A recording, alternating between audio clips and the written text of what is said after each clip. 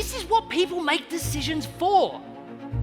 They want to know they're not going to get fired, and they want to know they're going to get promoted, and also that their husband and wife's not going to kick them out of the house because they made the wrong decision, and now they've got to work really hard. There are people making these decisions, not companies. Do companies have emotions?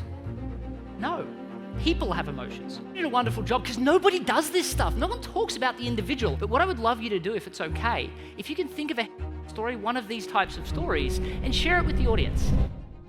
I'm going to do a short exercise. And for this, I'm going to ask for a volunteer. So I'm going to put this slide back up for a second. In a second, I'm going to ask for somebody to walk up here and share one of their favorite stories, one of these types of stories they are proud of, that they're proud to have been part of this organization and do that for a customer. A customer success story, a customer that trusted them, a customer that they worked with in a new market and got an amazing result. Who here wants to volunteer? Perfect. Do you want to come up? Thank you. Can we give a round of applause? Lovely to meet you. I appreciate you coming up. It's not easy sometimes to walk up in front of a bunch of people, but what I would love you to do, if it's okay, if you can think of a story, one of these types of stories, and share it with the audience. So we did have a story that started last year with, it's a new industry, telecommunications infrastructure. And we went through probably 3 times where we almost won, then almost lost. And our biggest, win was avoiding an RFP and leveraged to help them understand that it would be worth trying going direct with us first before they go to an RFP. So that worked. Then got together as a team to overcome some of the limitations because they needed to have no offshore support. So in the end, we managed to land it and sign it last Thursday. That was teamwork for a new industry. Wow, congratulations. Can we give him a round of applause? Can I ask you to stay up with me? Did he speak about the customer's emotions? No? No. No. One of the things that stops us from talking about the customer's emotions, what did you say the customer was again? This was a company, isn't it? Do companies have emotions? No. People have emotions. Who was the person you were selling to primarily? So it's the VP of Innovation. And the VP of Innovation, again, no emotions. What was the name of the person that was the VP of Innovation? His name was, and actually he did show emotion once he understood what the company as a whole, I believe, as opposed to just ecosystem product, could do as a partner. And I think he saw that as a feather in his cap, that if this is successful, it would be a personal gain for him.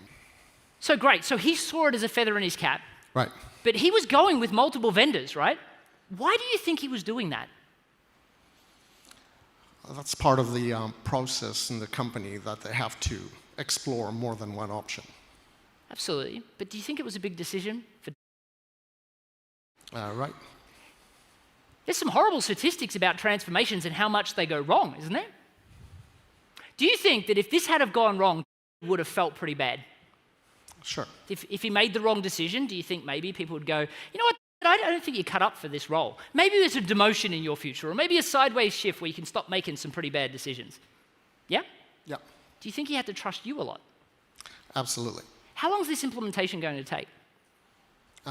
It's going to take about 6-7 months. 6-7 months. So he's going to have to live with you and your team for 6-7 months, and he has to trust the fact you're going to be there on the finish line and hold his hand to the entire process. Right. Okay. Do you think he's worried that if it goes wrong, he's going to have to spend some late nights away from his kids and family trying to fix things? Or maybe he has to go in and hustle with you to try and get things by the finish line on budget or help you fix things if it's necessary. Do you think he's worried about that? I don't think so, because he saw the flexibility that the leadership showed to overcome obstacles during the sales cycle, and that gave him the trust and gave them the, the decision that whatever comes up, we will handle for him. So he's trusting us to do the right thing. Got it. So he felt emboldened by the fact that your team was willing to step slowly and hold his hand through that due diligence process. Right. That you didn't try and push him into a decision too fast.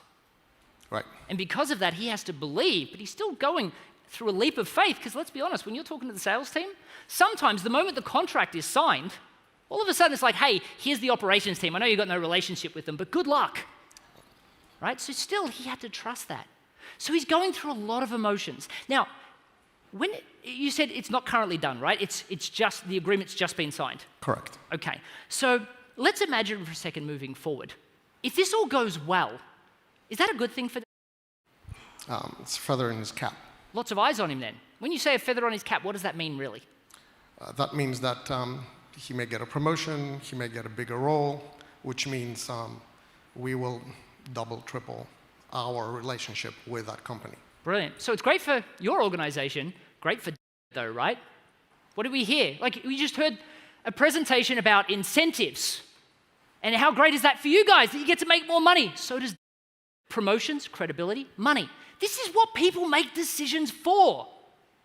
They want to know they're not going to get fired, and they want to know they're going to get promoted, and also that their husband and wife's not going to kick them out of the house because they made the wrong decision, and now they've got to work really hard. There are people making these decisions, not companies. Okay, so we talked about how the customer is better off now. We're not there yet. So how are they already starting to notice the difference that you're making? When was this contract signed? This was signed on last Thursday. Last Thursday. Is he already starting to feel relieved? Like, have you had some cadence calls that are making him feel comfortable? Is he starting to realize that he made the right decision? I believe so. Okay, brilliant. What's the moral of the story, by the way? Did we hear a moral? No? So the moral of the story, did you think there was a moral to that story? I think the moral of the story for me was be open in the beginning, invest at the very front end, like front-end planning with a client, and engage your team, engage leadership to kind of bring out the best of the company, not just the product. And that's what creates the trust, because the client feels that there is a whole, if you like, system is there to support him. Brilliant, brilliant. Here's what I got from it. It's more important for us to be a trusted advisor than to push you into a decision quickly. We're going to hold your hand through the entire process because we want you to be inspired about your entire organization's transformation, not just getting something done quickly. We're in it as a partner. We're your partner for life. As you grow, we grow, and we want to see you succeed. And because of that, we're very comfortable having more calls with you, being accountable, bringing in our core team members and supporting you every step of the way, because we know the risk you're taking, and we want to make sure that that risk is controlled and feels totally safe to you. Now, if it's okay with you, I'm going to tell the story back to you. Is that okay? Sure. Okay.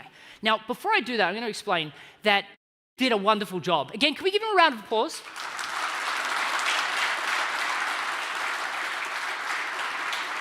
Now, I will tell you that he did a wonderful job because nobody does this stuff. No one talks about the individual. I spoke at an event for a multi-billion-dollar organization, and before they asked me to actually tell one of their organizational stories from stage, like I worked for them, to convince their over 1,000 new salespeople that if I can do it, and I didn't even know what half the acronyms meant, they could do it too. To come across like I had 30 years of experience. And so for that, I interviewed 7 people in the organization. And literally, if interrogation would be a low word for this. This was like a high-heated interrogation. Big lights on, asking them 1,000 questions. And at the end, I then told them the story back in about 45 seconds. They're like, oh my gosh, how did you do that? And the answer is the exact process I'm about to teach you.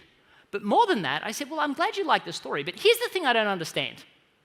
The thing I don't understand is that you said that you've been trying to get this organization into the cloud for years.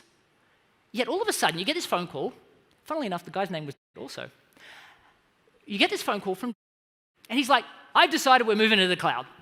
Why? I mean, it had this, if it ain't broke, don't fix it mentality. This government organization that he worked with did not want to change anything. Then all of a sudden, hey, we just want to change to the cloud. Turns out, they didn't know the answer. They had to go find out. Turns out, working for this government organization that employed thousands of staff, the server crashed just before Christmas. They couldn't run payroll. Thousands of staff angry because they didn't get paid before the busiest spending season of the year. He had to get all of his staff in over Christmas, upset families, to make sure everyone got paid before New Year's. He was the guy that ruined Christmas. Do you think he ever wanted to be responsible for that again? Funnily enough, after the implementation, he got promoted because of how well he handled it. But how many of those people on that team would have been terrified of losing their jobs? Okay, so let's talk about your day. So when we first met, he had a problem. We would elucidate a little bit about what that problem was. Now, had a rule that they had to experience multiple vendors to get an understanding of pricing, and his usual experience, and I'm going to embellish a little bit, you can fill in the details later. His usual experience of this vendor process is getting overwhelmed by rep after rep after rep, having phone calls with solution specialists that he didn't understand half of what they said. But what he realized, or what he recognized inside our organization, was the fact that we seemed to dot our I's and cross our T's, and knew the horrible statistic, the graveyard of implementations that go wrong, that cost fortunes, that constantly blow out on timetables. And he realized that the one thing that he wanted to work with, or he decided that he needed to work with, was an organization that had the willingness to hold his hand the entire way. Not only that, he knew that this implementation was just the start of his career trajectory. And he knew that if he could partner with an organization that had a vision, an ability for him to do a total organizational transformation, that he personally would be able to ride that wave of success all the way through his hopefully very successful career.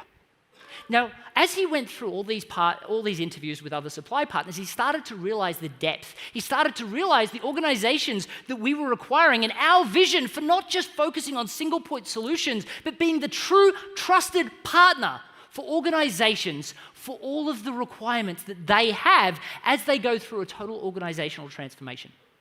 That's why he decided to work with us. And while he was up and back with a lot of other organizations, which, by the way, if I'm talking to a customer, I would say this: you are totally welcome to do. As a matter of fact, we challenge you to do that. But I always suggest you ask those questions. Will you be holding my hand? Do you have the depth of organization? And if that's beyond your purview, because we're trying to get past that decision maker, right? Then make your leadership part of this bigger decision. Because if we're focusing on single point solutions, we're not fixing the whole problem, and we're also not helping your organization get the economies of scale and the pricing that we know you deserve. So he made the decision to trust us. And while we're just at the beginning stages, he's already starting to see that not only did he get access to that team in the sales process, because that's a great time to convince people you're going to be on board, he's seeing that we're holding his hand already. We're now getting together, we're huddling, we're scrumming together to make sure that he gets the outcome that he deserves. So while I totally understand you want to go, this is the moral, I totally understand you want to go through your due diligence process, just know that us as an organization, we consider this the first step, not a single implementation. We'll be with you the entire way through. Thank you so much. Can we give him another round of applause? Thank you.